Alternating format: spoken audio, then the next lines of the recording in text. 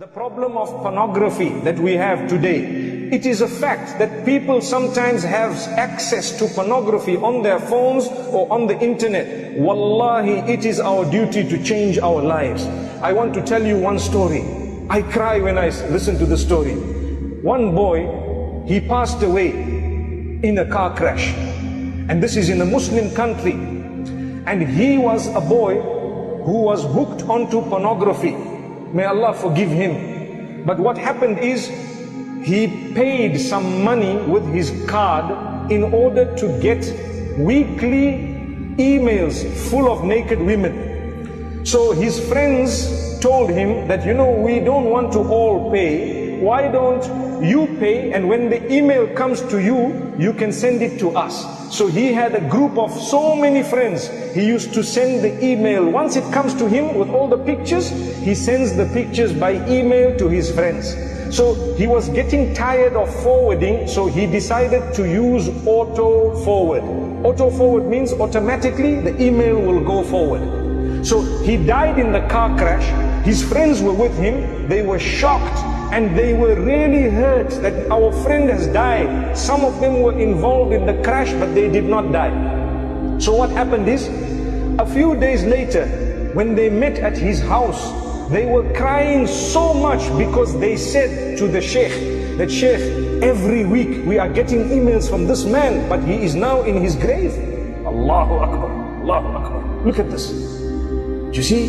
So do we want this to happen to us? A person passed away, but because he put auto forward, it continued coming to him. They had to go back to the servers and they had to go back. It took a very long time before they had to cut, because they waited for the subscription to expire. But they were crying. They all learned a lesson. So I said that inshallah Allah will forgive him, because so many of you have stopped watching pornography because you learned a very big lesson. Subhanallah. So Allah can forgive him. We must not think bad about him. Allah is the judge.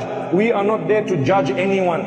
So we ask Allah, but we learn a lesson. Those who have bad habits, if we die whilst we are engaged in something very bad, it will be an embarrassment for us. We'd rather become better people as we go. One day, I was sitting in one lecture of a very senior sheikh, and he said, think about how long you want to live.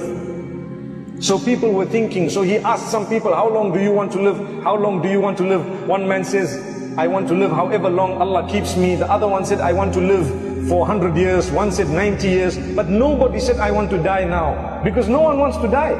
So he said, okay, even if you choose 100 years, when 100 years finishes, what will happen to you? Good question.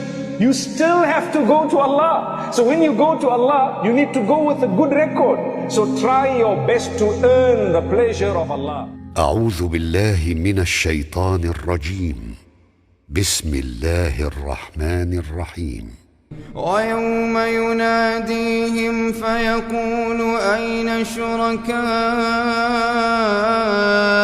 الذين كنتم تزعمون قال الذين حق عليهم القول ربنا هؤلاء الذين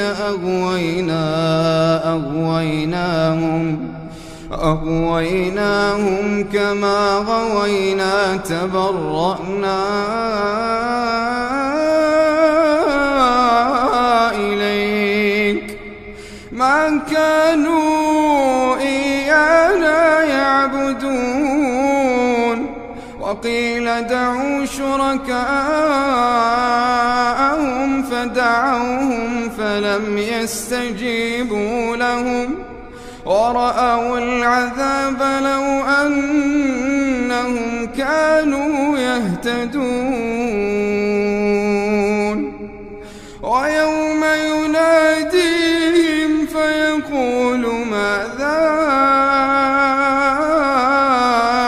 أجبتم المرسلين فعميت عليهم الأنباء يومئذ فهم لا يتساءلون فأما من تاب وآمن وعمل صالحا فعسى أن يكون من المفلحين. وربك يخلق ما يشاء ويختار ما كان لهم الخيرة.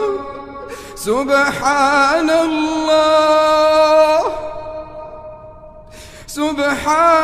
الله وتعالى عما يشركون. وربك يعلم ما تكن صدورهم وما يعلنون. وهو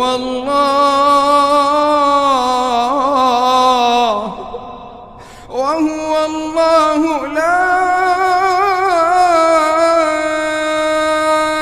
إله إلا هو. وهو